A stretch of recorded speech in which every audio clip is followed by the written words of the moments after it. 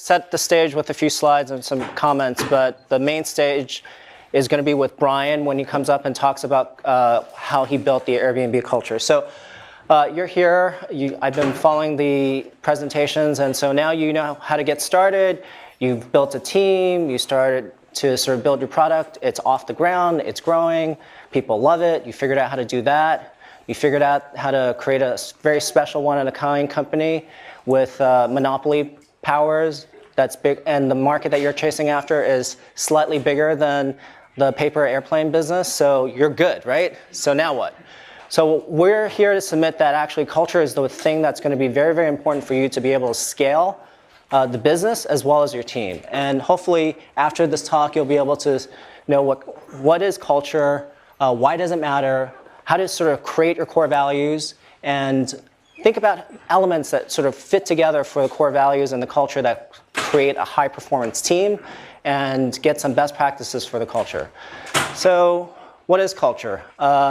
Anybody want to take a guess at how one should define this? A set of values in a team. Yeah, that's good. Did you look that up on the, because you had a computer and internet connection, did you just look it up? So these are some definitions that you'll find in Webster's dictionary, but we're at Stanford. This is kind of a trick question. It's a CS class. Questions are never straightforward. The real question is, what is company culture going to be? You know, culture that we can generally talk about society, about groups, about places or things. Here we're talking about company culture. And so how do one define company culture? We can take the previous definition and modify it a little bit. And so this is a hint of how we may want to define company culture. Every day, blank and blank of each member of the team in pursuit of our company blank. And some people have filled these in with different sort of things. The first blank could be assumptions, beliefs, values. My favorite is core values. The second blank for the B blank, people have said behaviors. My favorite sort of answer to that is real action. How do you act? And in pursuit of goals, that's kind of weak. In pursuit of big and hairy, audacious goals, that's a little stronger. But a better definition is in pursuit of the mission. So now that sort of we have that definition, what do we do with it? And why does it matter? This is a quote from Gandhi: your beliefs become your thoughts become your words become your actions, and your actions become your habits, and your habits becomes your values, and your values become your destiny. If you don't have a good culture in the company, you can't pursue your destiny. Why it matters is it becomes the first principles that you sort of go back to when you make decisions. It becomes a way to align people on values that matter to the company. It provides a certain level of stability to fall back on, and it provides a level of trust that people can sort of trust each other with. It also gives you a list of things that you should be able to figure out what to do and what not to do. And the more important thing about that is what not to do. And then finally, the other thing that is important is it allows you to retain the right employees. There are people in this world that are not going to be a fit for your company, but if you have good, strong culture and good, strong core values, you'll know who you want to retain and who you do not want to retain. And if you take the first letter of those, it happens to help you move faster. Another reason, you're thinking that's like all mushy stuff. This is actually more scientific stuff. So here are indices from 1997 to 2003 of stock market index of companies in the S&P 500, in the Russell 3000, and then for the Fortune 100 best companies to work for. They survey all these companies out there, and they've picked out companies that they believe are the best companies to work for, and the stock market returns of those companies happen to be 11.08%, which is almost twice that of the other two indices. And so there's real power in companies that treat their employees well, where there's a lot of trust and where there's a lot of strong culture. So how do you sort of create a set of values and sort of define the culture, et cetera? We get asked that a lot. You got to start with the leader of the company, the founder, and sort of ask yourself, what are the personal values that are most important to you? What are those things that are most important to the business? Who are the types of people you like working with, and what are their values? And through that, you sort of distill together what a set of values are. Then think about all the people that you've never liked working with. What values do they have? Think of that, the opposite of that, and maybe those should be considered values for your company. And finally, remember, the values have to support your mission. And if it doesn't support your mission, you're missing something. And then the last final checks are, they have to be credible and they have to be uniquely tied to your mission. So at Zappos, in terms of uniquely applied to the mission, we were focused on creating a culture that was going to provide great customer service. So the first core value we had was to deliver wow through service. We were very specific that we wanted to deliver great customer service and it was going to be a wow experience. And then below that, we wanted to sort of had a paragraph supporting that, talking about exactly what we mean by that. We wanted to support them, deliver wow through service, and support people such as our employees, our customers, and our brand partners, and our investors. In terms of the opposite thing, we generally didn't like working with arrogant people. So one of our core values at Zappos was to be humble. So those are two examples where we sort of created core values in a way that sort of became credible and uniquely tied to our mission. So you go through this process, you come up with a few core values. These might be some of them, whether it's honesty, integrity, service, teamwork, and there might be a list of, you might start with 3, you might end up with a list of 10, you might list of 30. It's a good start. And when Zappos went through this process, we started with we asked all the employees at the time what core values they want to identify with. We came up with 37. We sort of whittled that down to about 10. And it took a year to do this. That's a long time. And you might want to ask why. Well, if you just come up with the word honesty, I mean, give me a break. Everybody wants the culture to be honest. No, nobody's going to say, I want to be lied to every day. Service, what do you mean by service? There's got to be a lot more depth in this than that. And everybody talks about teamwork, but there's a difference in level of teamwork that you see in an intramural sports team versus a baseball team. And so how do you sort of dive deeper into teamwork? What are the things that don't work for a team? A lot of it has to do with communications. A lot of it has to do with things that people have studied. And you might want to go deeper into that. At Zappos, we thought about, well, there are a lot of smart people in this room. When they're fighting with each other and trying to figure out who's right and who's not, it's probably not the best use of time. And we wanted everybody to sort of riff off each other and help each other make any idea better. The result is that the company gets a better idea, not that any individual person is right. So we wanted to instill this idea that it's company first, then your department, then your team, then yourself. And how do you do that?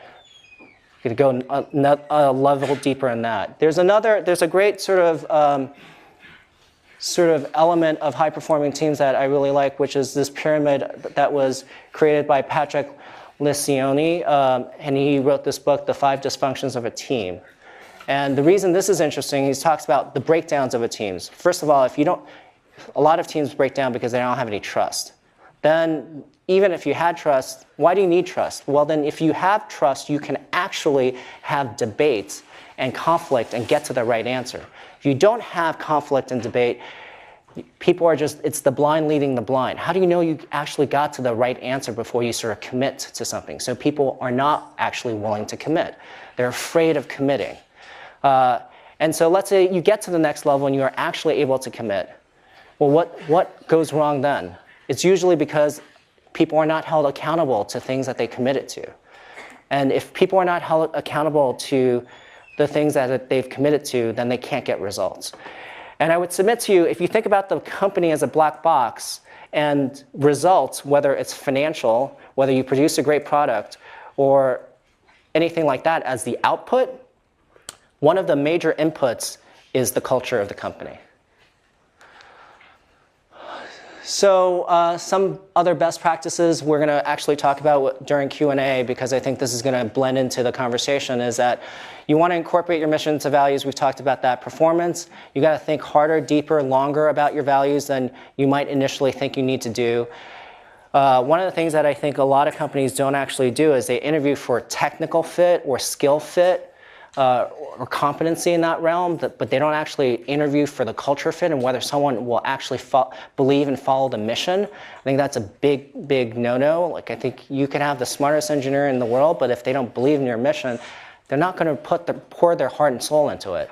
And that's one of the things that where if you actually sort of start thinking about culture from the interview process to performance reviews to making sure that it's a daily habit, you'll get a lot further with making a great culture.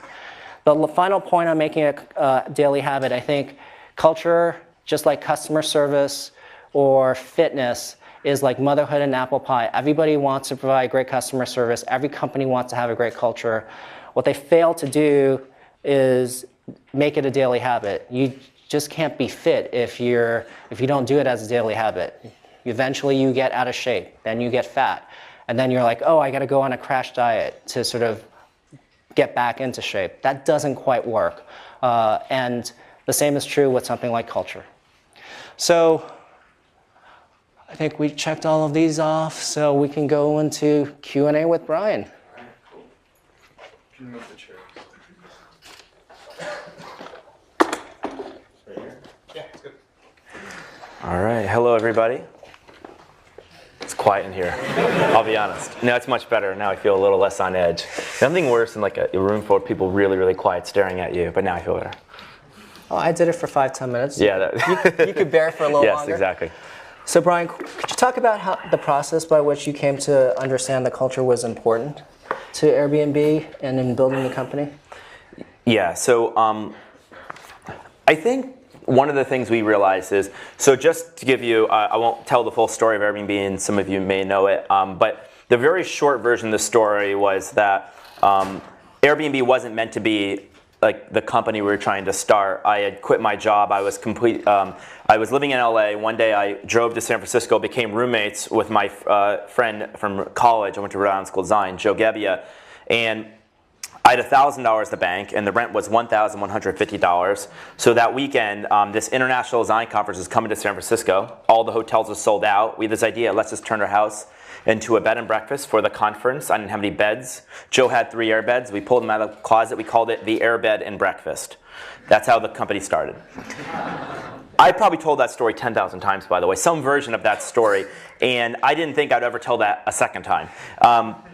When I remember growing up, I also went to college, and my parents were social workers, and they had kind of been nervous about me going to art school. They kind of worried that maybe I would like not get a job after college, which I'm sure a lot of parents are worried about. So she said, make sure you promise me you get a job with health insurance. I ended up starting airbedandbreakfast.com was the original name. And she remember her telling me, I guess you never got that job with health insurance.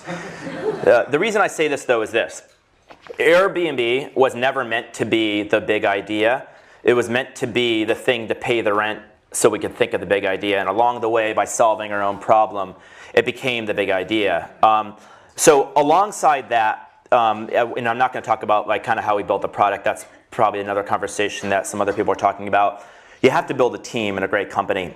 And in the early days, we had 3 co-founders, Joe, Nate, and myself. And I kind of think of one of the reasons we're successful was I was really lucky. And I don't think I was really lucky because we came up with the idea of Airbnb. And I don't think we were really lucky that we became successful once we had the team. I think we could have come up with a lot of ideas and been somewhat successful. I think I was lucky because I found 2 great people that I wanted to start a company with, people I admired that almost intimidated me how talented and how smart they were. And I think that's one of the first things. You got to build a team that is so talented that they kind of almost make you slightly uncomfortable because they know by being with them, you're going to have to raise your game to be with them. And then when we were working together in the early days, this is like 2008, the first thing is we were like a family. You think about founders. Founders are like parents, and the company's a child.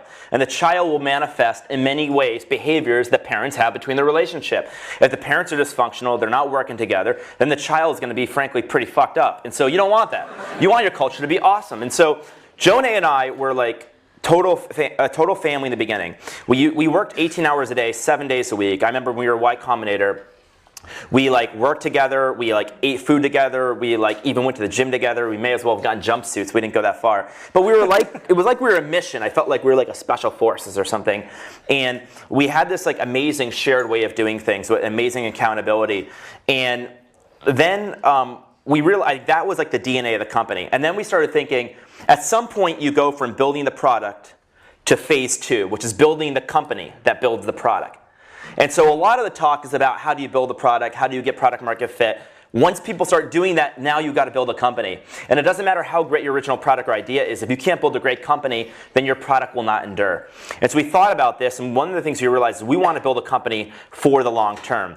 The last thing I want is to build something. I mean, think about it this way. If your company is like your child, a parent wants this child to outlive him or her. It would be a tragedy to outlive your child. It would also, I felt like, be a tragedy for us to outlive our company and just watch it rise and fall. We didn't want that. We wanted a company that would endure. And so to do that, we started noticing companies have something in common. Companies that were around for a really long time had a clear mission. And they had a clear sense of values. They had a shared way of doing something that was unique to them and was really, really special. And so then Joe and I, when we were 3 people, decided to look around companies.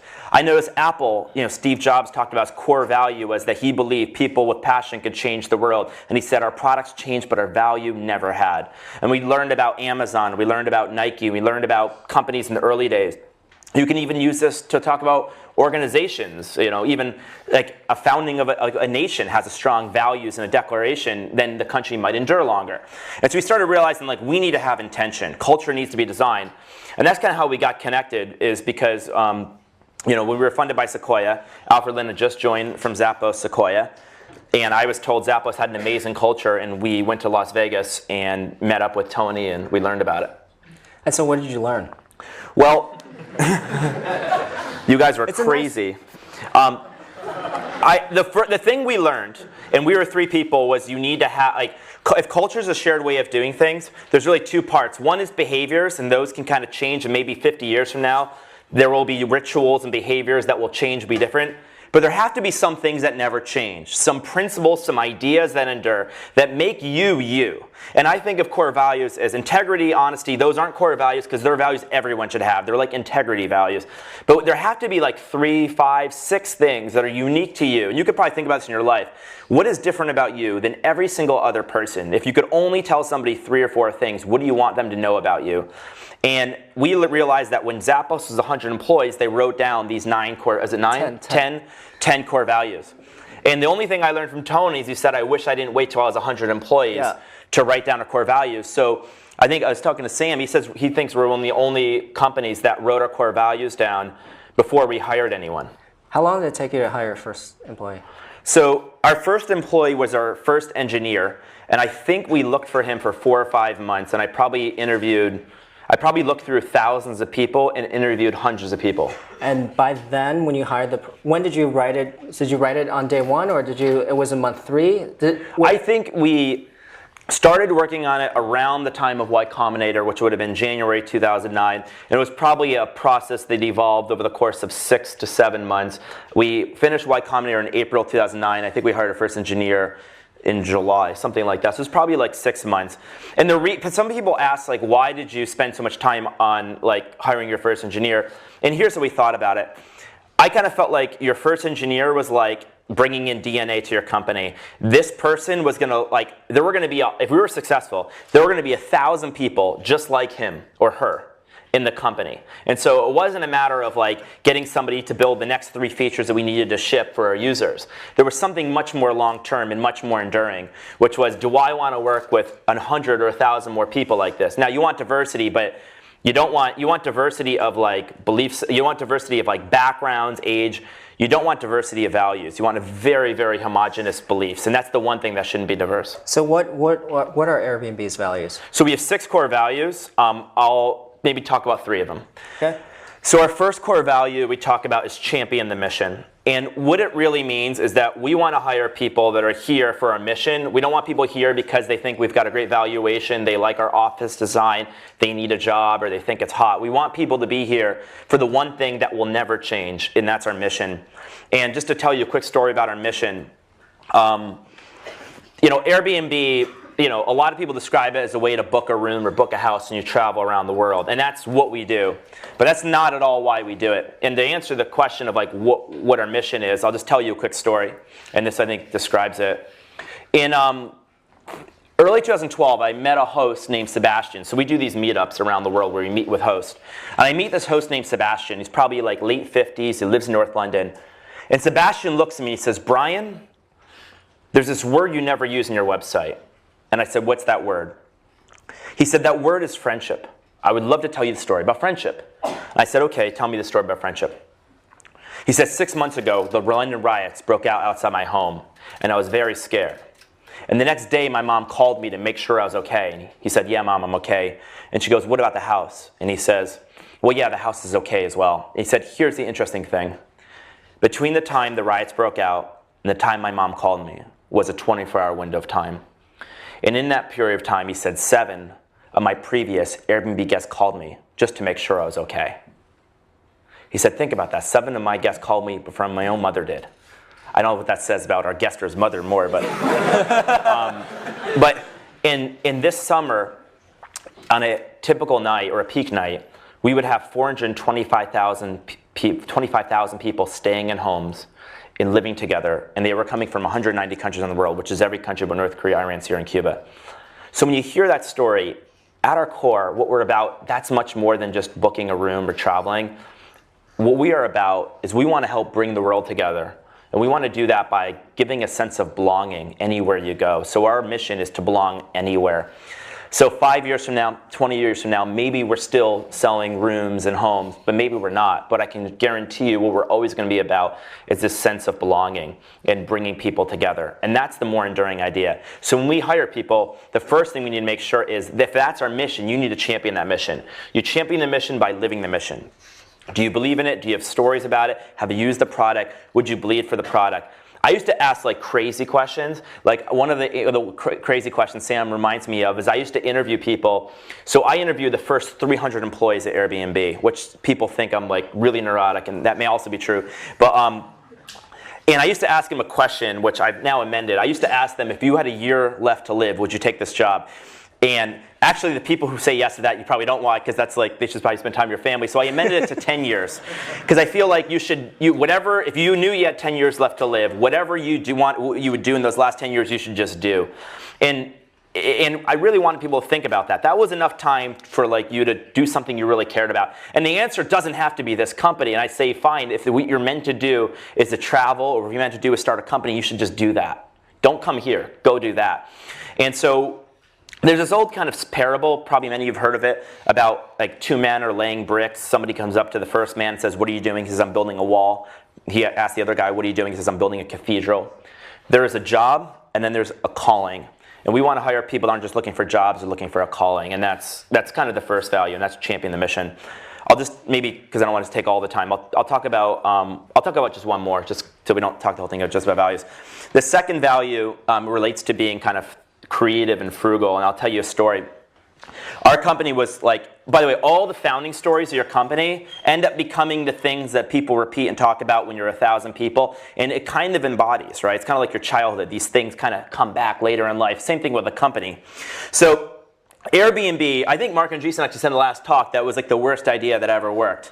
And it really probably was the worst idea. I mean, people thought we were crazy. I remember telling people about the idea, and I remember actually telling Paul Graham, I said, we have this idea, in their interview, we said, we have this idea, it's called Airbnb. He goes, people actually doing this? I go, yeah. His follow-up question was, what's wrong with them?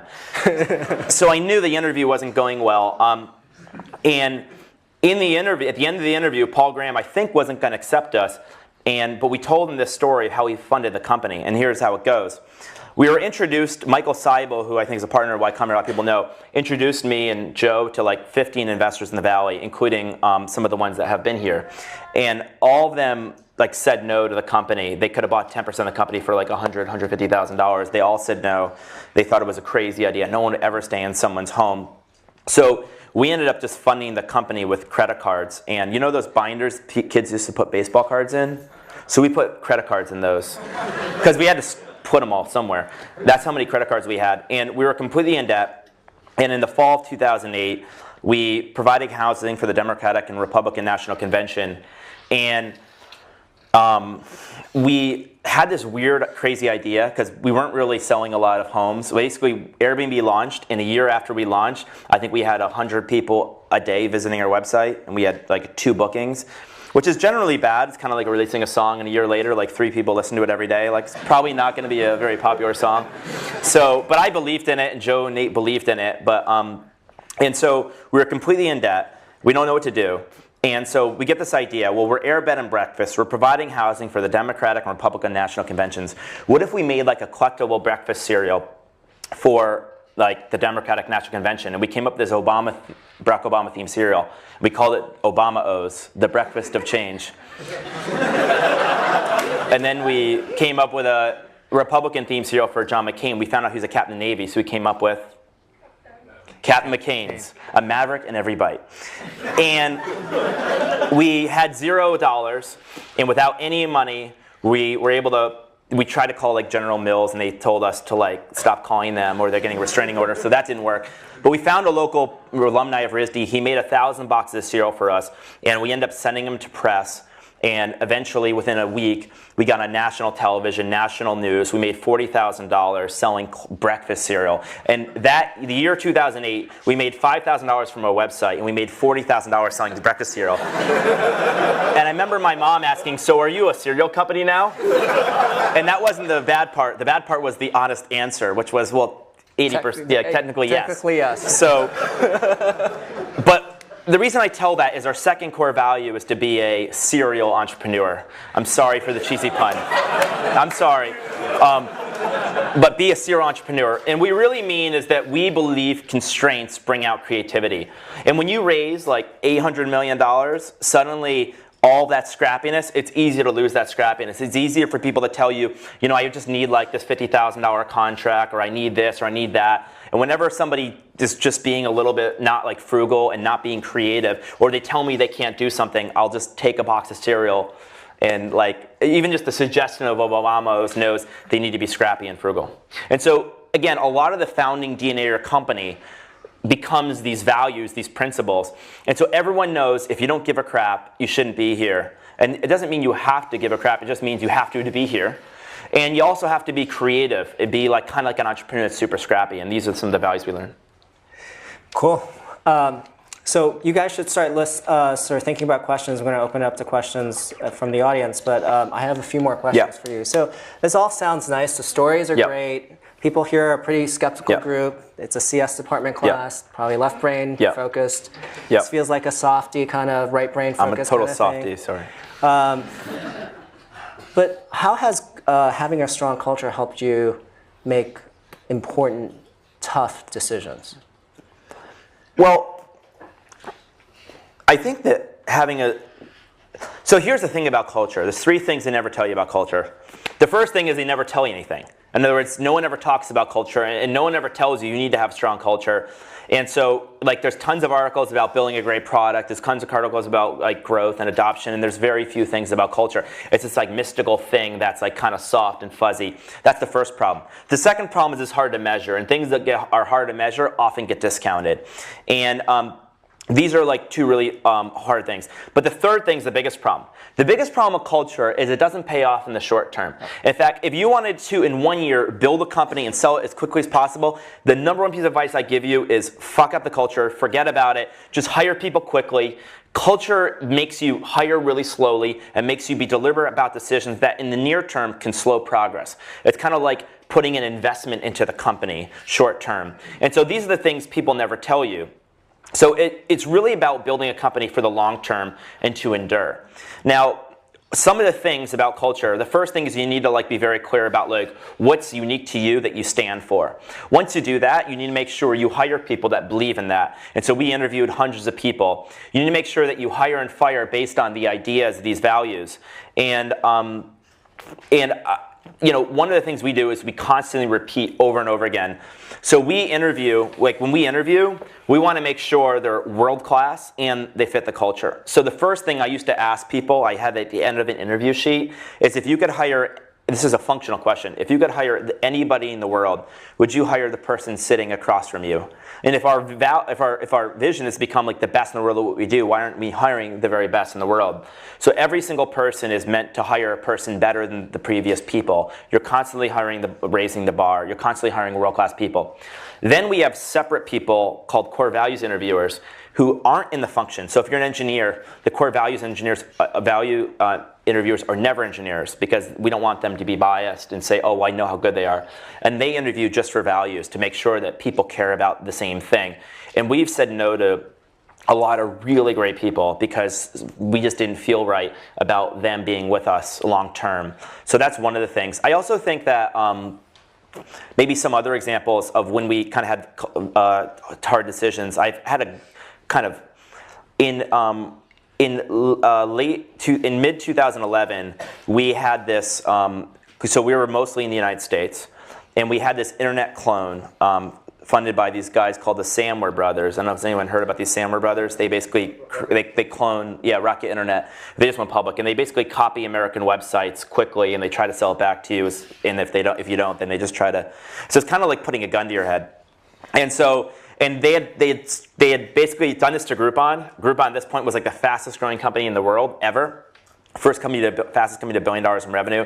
And then they stopped doing Groupon. This is when Groupon's on top of the world. And they cloned us. And we had 40 employees. We had raised $7 million. They cloned us. And they raised $90 million. And in 30 days, they hired 400 people. And they wanted to sell the company, and if they couldn't, they were going to like destroy us around the world. And the problem with Airbnb is if we're not everywhere around the world, like a travel site not being in Europe is like your phone not having email. It doesn't actually work. So we were kind of in trouble.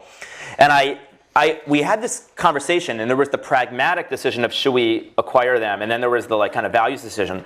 The pragmatic one should have probably have said buy them because you can't risk losing international, so just guarantee you're going to get international. But we ended up not buying them. And the reason we ended up not buying them is I just didn't like the culture. I didn't want to bring in those 400 people. I felt like we were missionaries and they were mercenaries. I didn't think they were doing it for the beliefs. I thought they were doing it to make a lot of money very quickly. And I believed in a war, missionaries would outlast and outendure mercenaries. And I also felt like the best revenge against an internet startup, internet clone, was just to make them run the company long term. It's like you had the baby, now you got to raise it. So that's what we ended up doing. And that was a very controversial decision. A lot of people were telling me you should buy this company. We didn't, and I think it worked out. Let's see, the last board meeting, what percentage of revenue comes from Europe? More than 50%. I think it worked out. Yeah. All right. Anybody have any questions? I can keep going if you have. So one other question, one other statement we had at Zappos was that culture and brand were two sides of the same coin. Yes. Airbnb has a great culture and also a great brand. You want to talk a little bit about branding, since it's actually kind of a weak thing in Silicon Valley. We don't tend to focus on culture and brand. That's what I actually just said that to Sam Altman. It's like, I think Silicon Valley is not historically really strong, or we don't talk about culture and brand very much. They are two sides of the same coin. So culture, like the principles and the beliefs that you have inside the company that you want people to be aligned with long term. And whatever happens inside the company eventually comes out. You can't hold it in. And brand is really the promise outside the company that everyone identifies with. And so I think having a clear mission and making sure that you know that mission and making sure that mission comes through the company is probably the most important thing you can do for both culture and values. And then the second thing you need to know is that your brand, the way people think about you as a company, is often decided by your brand evangelists are your employees. And so you have a weak culture. We often think that like companies that hire employees or people that are deeply passionate create companies that customers are really, really passionate about. And those are the companies that have strong brands. And so, Zappos had a really strong brand because they have strong culture. And a lot of companies, like Google, they care deeply about the culture. They actually have a question, is this person googly? And it's meant to be like a catch-all for, do they fit the Google culture? Google is a very strong culture. It's unique to Google. And by the way, there's no such thing as a good or bad culture. It's either a strong or weak culture. And a good culture for somebody else may not be a good culture for you. So I think brand is incredibly important as well. And brand is really the connection of you with your customers. And so if you have an incredibly strong culture, there could be a whole talk on brand, but if you have a really strong culture, then the brand will come through. The final thing to say about brand is, a lot of people, when they talk about their brand, they talk about what they sell. So if you're Apple, one way of doing it is to say, we sell computers, and like our new screens are like larger and it's faster, and they talk about bits and bytes.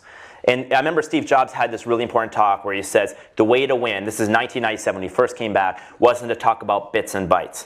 The way to win is to talk about what we value. And our core values, we believe people with passion can change the world. And that was how he introduced the Think Different campaign. And so Apple, before they had this huge renaissance, which became the most valuable company in the world, they did the Think Different campaign, which is basically saying, this is what we believe in. And if you buy an Apple computer, you're also saying, I believe in this too. And there has to be, I think, a deeper core belief, and if that doesn't happen, you're a utility, and the utilities get sold at commodity prices. Go ahead. How did you know how to communicate this at the beginning? The question is, how do you know how to communicate this to the company, the culture or the core value, or to the employees, Outside world. to the outside world? The culture, the values, the brand. How to communicate what Airbnb does and how it's a good idea. Well, so the question is, how do we communicate what Airbnb does early in the days? Well, we learned a lot, because in the early days, we communicate like a utility. We actually said Airbnb is a cheap, affordable alternative to hotels. And we had a tagline of forget hotels, save money with Airbnb. And over time, we felt like that was, this is in really early days, and we felt like that was way too limiting, that it undercut the idea. And so we then eventually changed our tagline to travel like a human, which we haven't kept. But it was basically meant to say that like we believe in a certain kind of world, and we really feel like travel is mass produced. You feel like isolated, you feel like a stranger. And we want to bring the world back to the place where it's a little bit like a village again, where the service is coming from other people. You have this feeling like you belong, and you're actually treated like a human. No matter how successful you are in life, often traveling will remind you you're not that successful. Go through TSA, stay in a typical hotel. Sometimes you'll have some problems. And so we really want to make people feel special. And this was kind of some of the stuff we did in the early days, and we did a lot of storytelling. I've probably told the story of Airbnb like 10,000 times, and this is something that's kind of related to culture, but somebody asked me the other day, like, what's the job of a CEO? And there's a number of things a CEO does, but what you mostly do is articulate the vision. So you articulate the vision, you got to develop a strategy, and you got to hire people to fit the culture. If you do those three things, you basically have a company.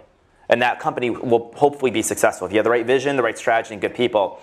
So what we end up doing is articulating the vision over and over and over again. Whether you're hiring people or recruiting them, talking to investors to raise money, doing PR interviews, if you're speaking at a class, you're always reinforcing the values. You're doing it in an email through a customer. And so you just do it thousands of times. And if you do something thousands of times, it will change and get better every time. And so it just kind of evolved. Yeah. So the users are interacting with the host. So how do you ensure that the hosts are reinforcing the culture of Airbnb? Very, very good question. How do we make sure the hosts are reinforcing the culture of Airbnb? So when the answer to that is we do a pretty good job, but not yet an amazing job at it.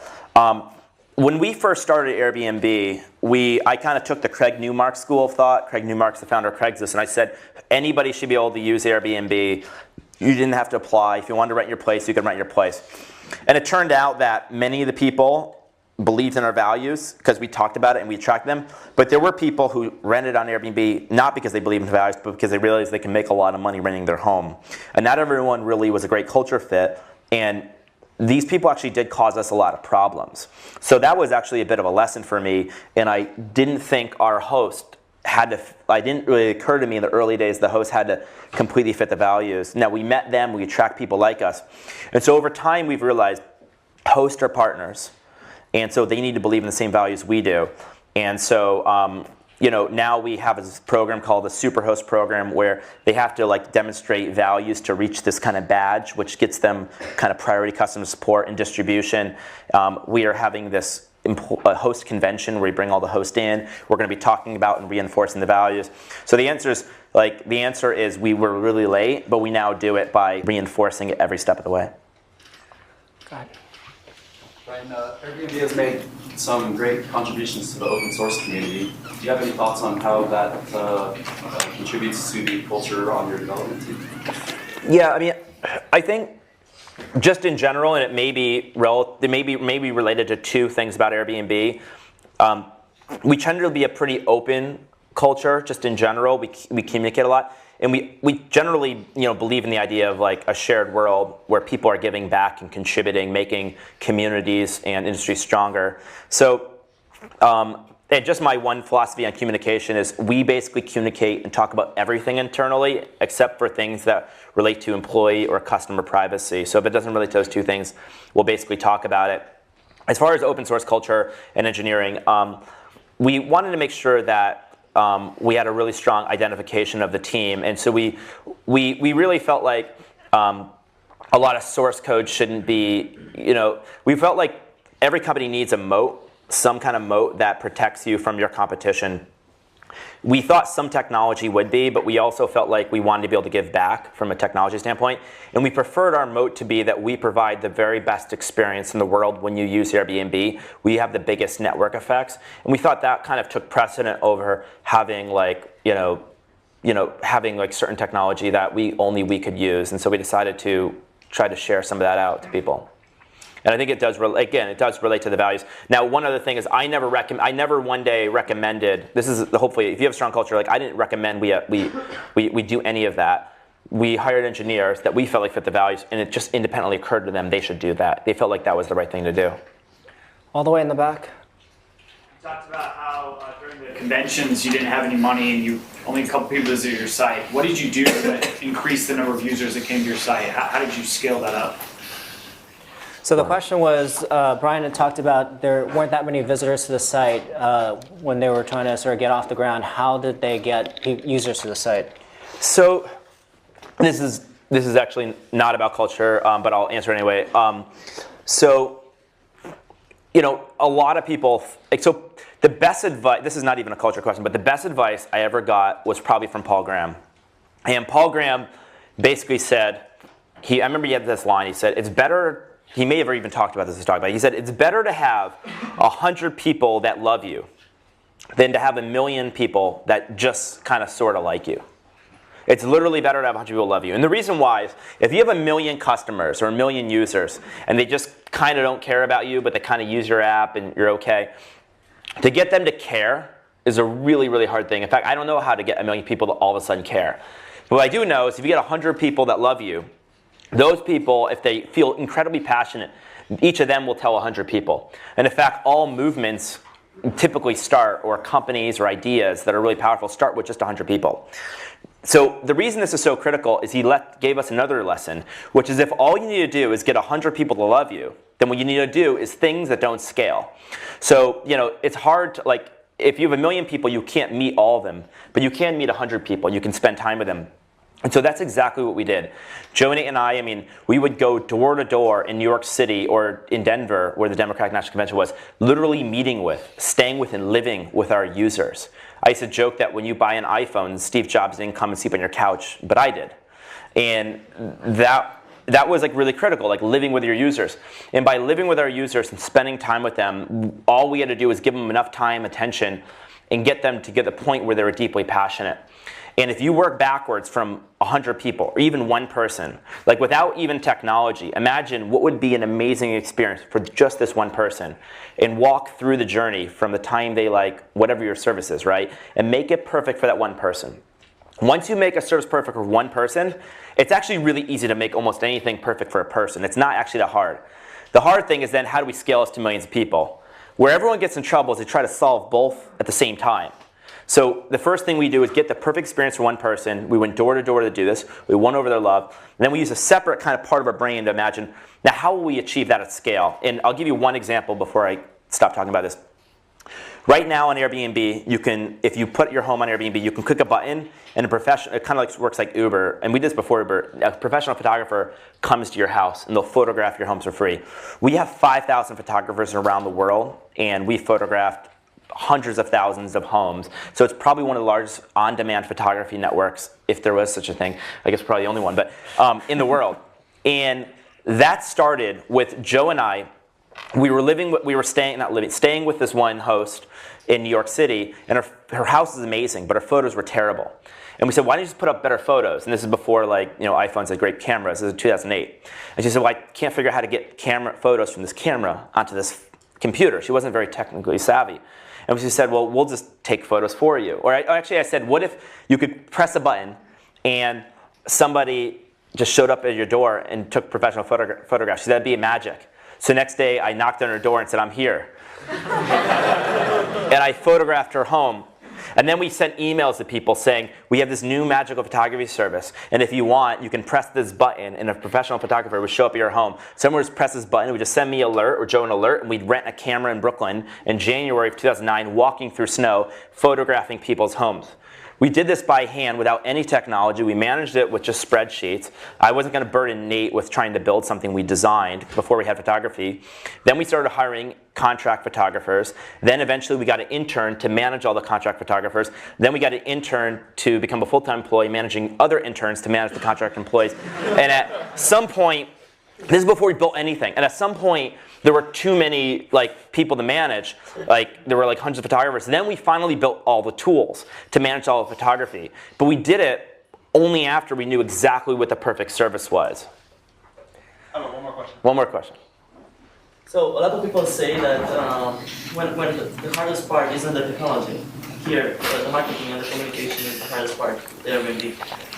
And a lot of people say it's not the technology company, it's the marketing company. So, do you want to repeat the question?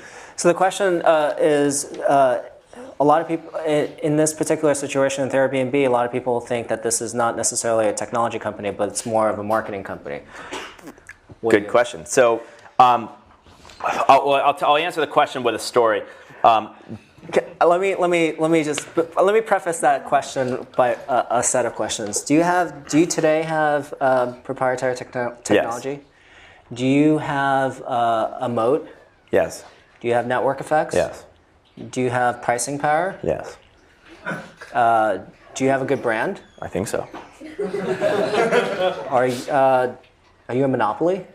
I'm not going to answer that. But I think similar to the question, just forgetting about all of that, companies that have network effects and sort of get off the ground, the flywheel is going. Yeah. People just think that you're lucky. Yeah, let me. Going. It's a totally fair question, and people have said it, so I want to answer it.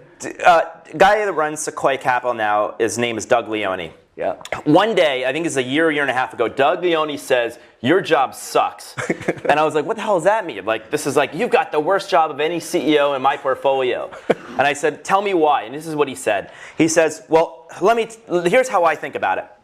First of all, you're a technology company. And he thought we were a technology company. I would say, at our heart, in many ways, we are a technology company.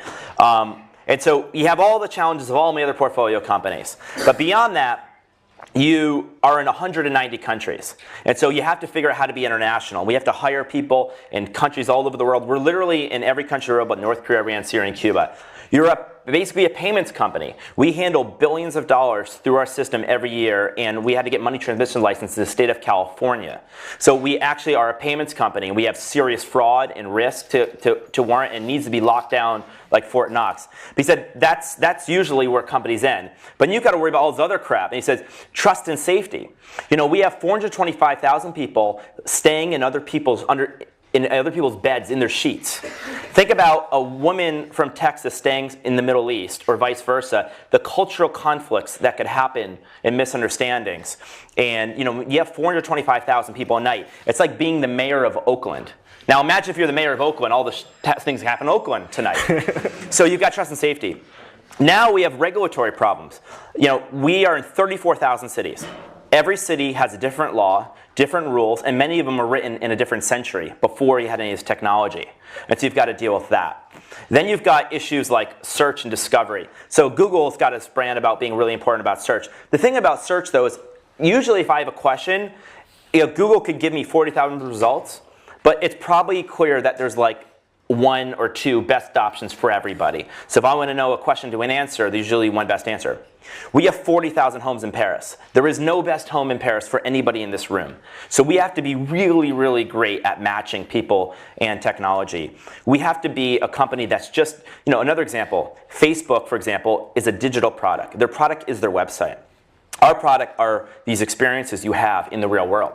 So we're not just an online product, we have to be an offline product, and we need to transition from when you're in your app through cities. And these are just some of the examples why technology, design. So basically the long and the short of it is we have to be world class at technology, we have to be world class at design, we have to be world class at branding because we've got to convince people this isn't crazy, you're not going to die when you use it. We have to convince governments this is good for your neighborhood. What happens if the internet moves into your neighborhood? That's what people call it.